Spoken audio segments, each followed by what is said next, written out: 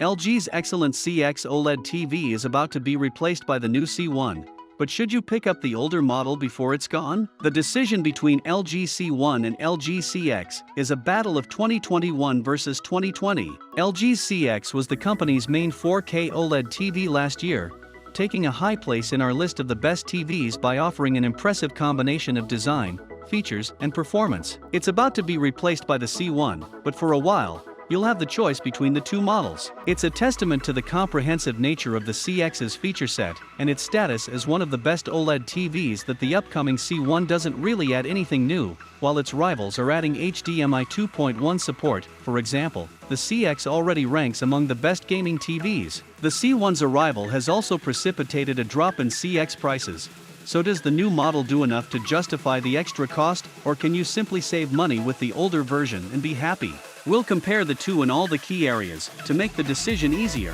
The LG C1 has yet to be released and pricing hasn't been officially announced for the UK and US, but one significant difference is that the new model will be adding an 83-inch screen size to the established 48, 55, 65, and 77-inch options, providing one of the biggest OLED panels you can buy. The LG C1 has had official pricing in Germany, though, which gives us a rough idea of what we might expect when compared to last year's launch prices. The OLED 48 C1 will be $1,650, the OLED 55 C1 will be $2,000, the OLED 65 C1 will be $2,800, the OLED 77 C1 will be $5,300, and the OLED 83 C1 will be $8,000. For comparison, at launch, the OLED 48 CX was $1,499, the OLED 55 CX was $1,799, the OLED 65 CX was $2,800, and the OLED 77 CX was $5,000. So we're expecting the C1 to be more affordable at launch than the LG CX was by a little, and a lot in the case of the 77-inch version,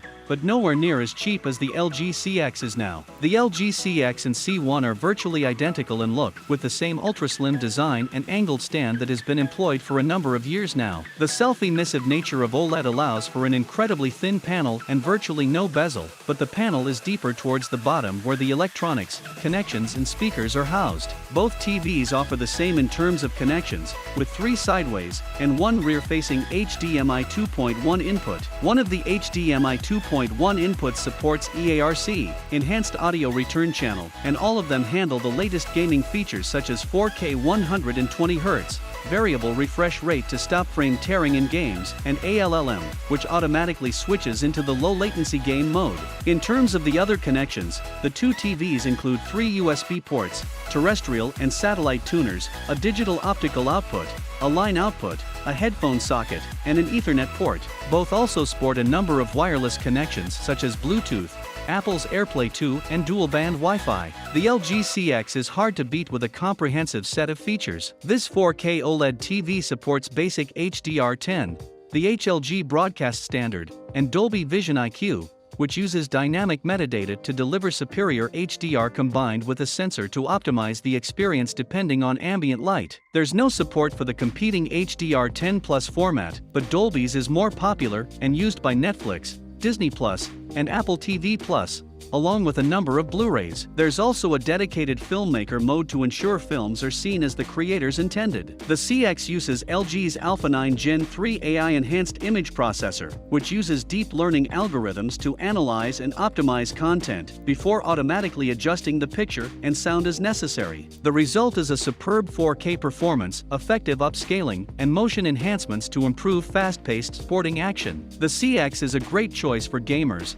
with all the previously mentioned gaming features, and a sub-10 ms input lag. The new LG C1 uses the upgraded Alpha 9 Gen 4 AI-enhanced processor, which LG claims will improve the upscaling further and deliver more accurate colors. For gamers, there's also the new Game Optimizer, which collates all the gaming options in a single useful interface, thus making it easier for you to customize your gaming experience. Samsung is offering something similar on its 2021 TVs, including the Samsung QN95A. As far as the OLED panel itself goes, there doesn't seem to be any difference, which is not to say that LG's new processor won't get more from the current panel.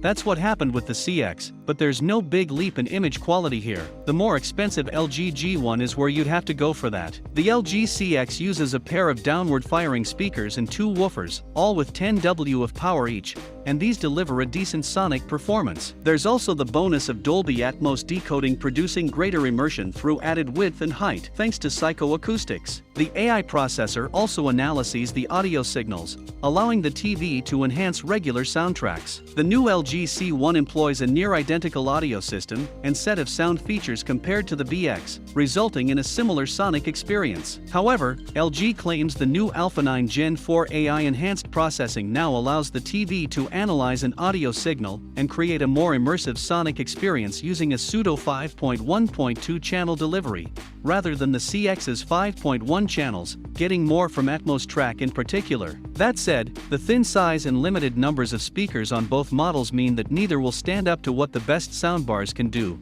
We'd still factor in wanting to add one of those if you want audio as good as the OLED visuals. The CX sports LG's WebOS smart platform, which has been the preeminent operating system for the last 5 years due to its comprehensive choice of streaming apps and highly intuitive interface thanks to the Magic Remote. There's also built-in Google Assistant and Amazon Alexa. However, last year LG dropped Freeview Play from its 2020 TVs in the UK, which forced the company to recertify all the TV catch-up apps. This took longer than planned, and as a result, last year's models currently only support the BBC and ITV streaming services, which is a shame. The new LG C1 includes WebOS 6.0, which now uses a full-page home screen rather than a launcher bar at the bottom. There's also a revised user interface and menu system, plus a redesigned Magic Remote. Best of all, Freeview Play is once again available to ensure a complete set of TV catch-up services and the ability to move back through the EPG. The LG CX remains one of the best performing and attractively priced OLED TVs you can buy,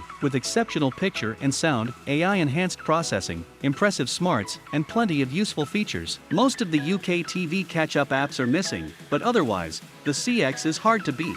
The impending release of the C1 means the older model is enjoying some very competitive pricing. The newer version does offer a number of additional features that includes the Alpha 9 Gen 4 processor, the Game Optimizer, a revised version of WebOS 5.1.2 channel sound processing, and the welcome return of Freeview Play for UK buyers. There's also one other major difference, and that's when it comes to screen sizes. The C1 adds an 83-inch version to the continuing 48-, 55-, 65, and 77-inch options, and that makes this new model the perfect choice for anyone looking for supersized OLED action. Right now, while we wouldn't blame anyone at all for waiting to pick up the LG C1 and get the latest and greatest image processing, the current low prices of the LG CX look like maybe the best OLED TV buy possible right now when balancing bang for buck, and it's not immediately obvious that the C1 will change that. So what are your thoughts on the LG C1 OLED? Comment down below and be sure to subscribe to our channel for more future updates.